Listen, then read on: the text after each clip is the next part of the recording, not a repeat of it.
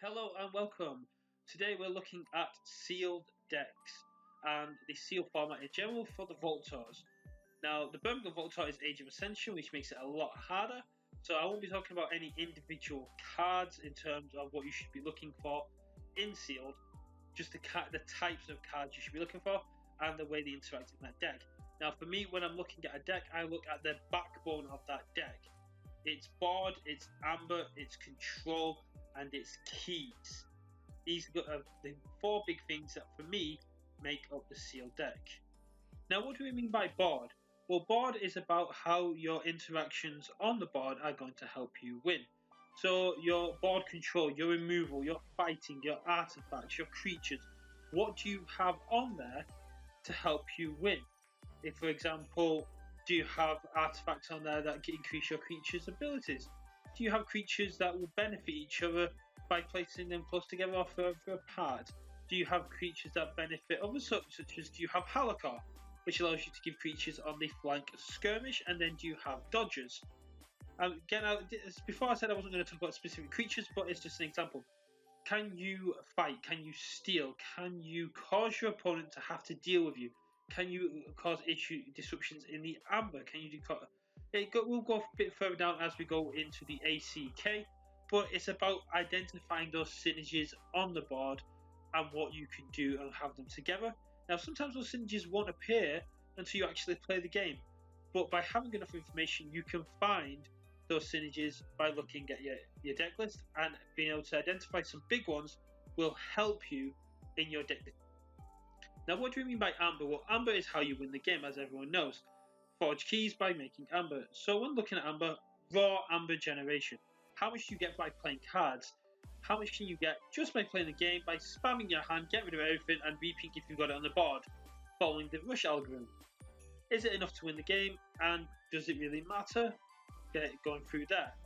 Amber Burst cards. Amber Burst cards are cards that if you meet a set of requirements, you can get a lot of amber. Phalaxia, the Terror, looking at Glorious Few, Cleansing Wave, Bait and Switch, Too Much to Protect. These are cards that have unlimited potential or an excessive potential, with Deflaxia and Terror being at 2, if you can meet their conditions. You've also got Smith, and then you've also got stealing opportunities with Life Web, but it's a good way to go. Then you're looking at potential amber, which is things like Hunting Witch, cards that have to stick around in order for you to get a lot of amber. Dusk Witch is one that's coming in Age of Ascension, which is a perfect example of this. Allows you to play creatures coming in ready, absolutely amazing, and that is about potential amber. Amber Burst and potential amber do overlap, but it is a key factor when getting deck to make sure that your amber is enough to win. So looking over to the control aspect now. Now, control is a bit hard to describe and it's different for each person, but I break it down to amber control, hand control, and play control. Now, amber control is about your capture, steal, and loss. So how much can you steal from your opponent, how much can you capture, how much can you disrupt their amber pool, and how much can you make them lose? Each house has different ways of doing this, and each one has its forte in capture, steal, or loss. Big example being Shadows, absolutely amazing at steal, and Dis being amazing at capture. But how much can you disrupt your opponent's pool and stop them in their future endeavours?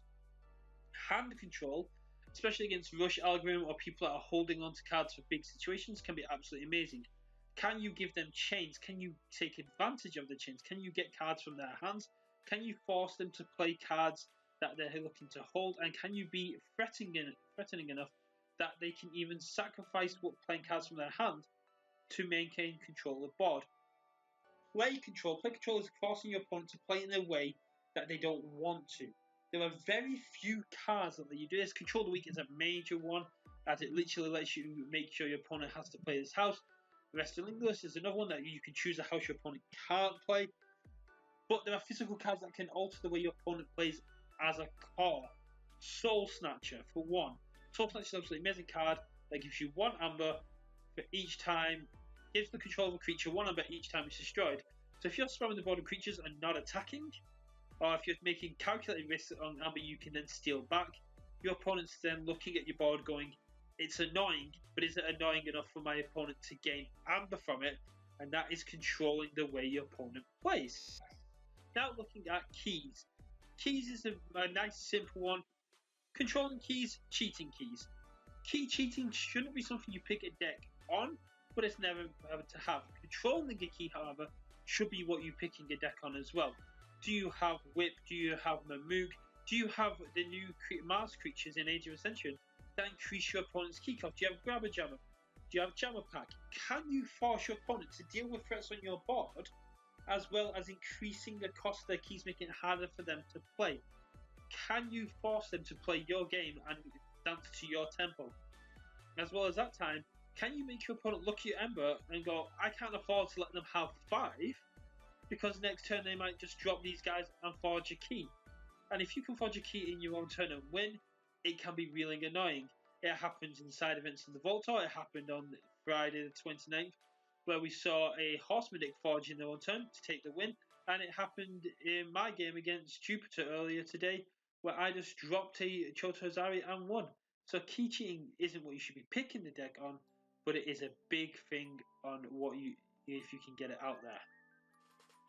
And last but not least, fun. This is a game, people. Yes, it's fun to win, and yes, losing sucks. But if you can pick a deck and it's got an insane combo, it's got insane win conditions, and you think that will be fun, go for it.